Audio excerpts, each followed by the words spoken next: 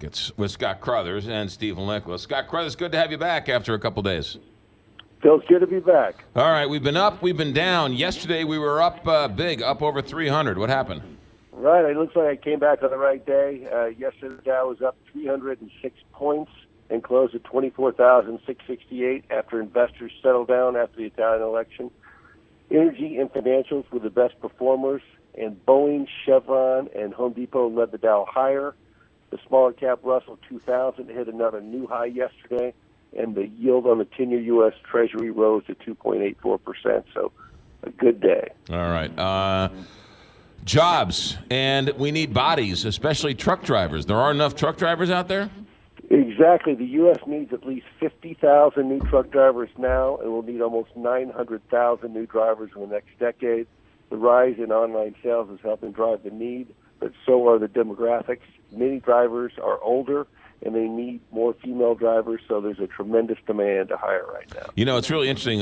In Europe, female truck drivers, you see a lot of female truck drivers, and it's a very different stereotype in Europe than it is here in America. So that's interesting. What about tariffs? What are we hearing about tariffs?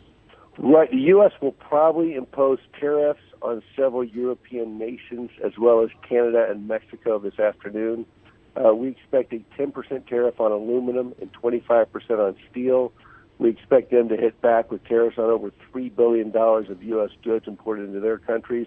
Both sides are still negotiating, but it looks like the tariffs are going to be here.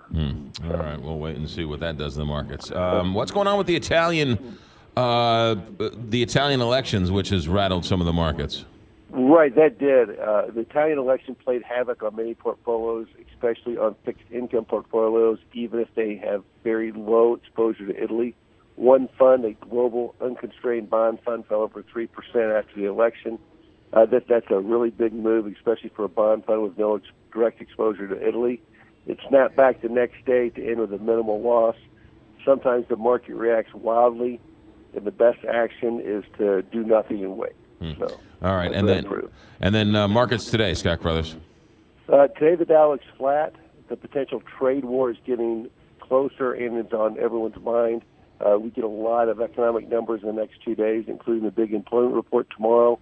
So hopefully it's going to work out just right. We'll have to see how it goes. Let's see how it goes. Scott Crothers, good to have you back, and we'll talk to you tomorrow. Sounds great. Thanks for calling. 6:39 here, big 550.